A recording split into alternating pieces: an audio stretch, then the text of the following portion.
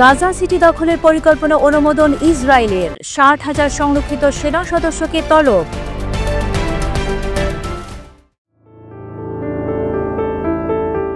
ফিলিস্তিনের গাজা সিটি দখলের পরিকল্পনা অনুমোদন করেছে ইসরায়েল।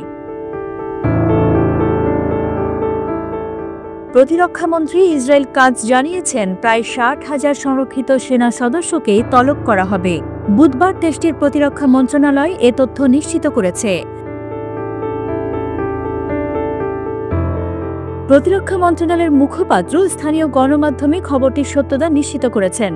অন্যদিকে এক ইসরায়েলি সেনা কর্মকর্তা জানিয়েছেন, আগামী মাস থেকে প্রায় ৫০,০০০ রিজার্ভ সেনা নিয়োগের প্রক্রিয়া শুরু হতে পারে। তিনি আরও জানান, অভিযানের পরবর্তী ধাপে গাজা সিটিতে নিয়মিত সেনারা প্রবেশ করবেন।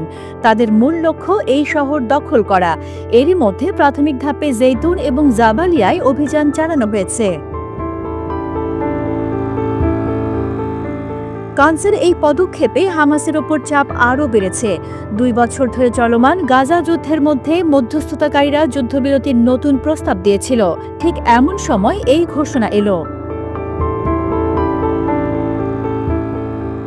গাজার গণমাধ্যমগুলো জানিয়েছে, ২০২৩ সালের ৭ অক্টোবর থেকে এখন পর্যন্ত ইসরায়েলি হামলায় নিহত হয়েছেন ৬২,০০০-এরও বেশি ফিলিস্তিনি। নিহতদের মধ্যে প্রায় ১৯,০০০ শিশু। অন্যদিকে ইসরায়েলের পরীক্ষিত বন্ধু হিসেবে বিবেচিত যুক্তরাষ্ট্রের জনগণ ফিলিস্তিনের রাষ্ট্রীয় স্বীকৃতির পক্ষে মত দিয়েছে।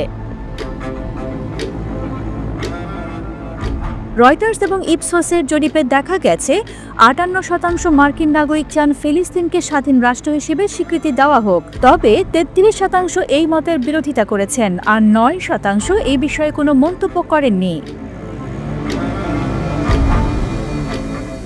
সম্প্রতি কানাডা, যুক্তরাষ্ট্র, ফ্রান্স এবং অস্ট্রেলিয়া ফিলিস্তিনকে রাষ্ট্র হিসেবে স্বীকৃতি দেওয়ার ঘোষণা দিয়েছে। এতে আন্তর্জাতিক চাপ আরও বেড়েছে ইসরায়েলের ওপর। গাজা নগর দখলের এই পরিকল্পনা বাস্তবায়িত হলে যুদ্ধের পরিস্থিতি আরও ভয়াবহ রূপ নিতে পারে বলে আশঙ্কা করছেন আন্তর্জাতিক মহল। পতাকা নিউজ, বাংলাদেশ।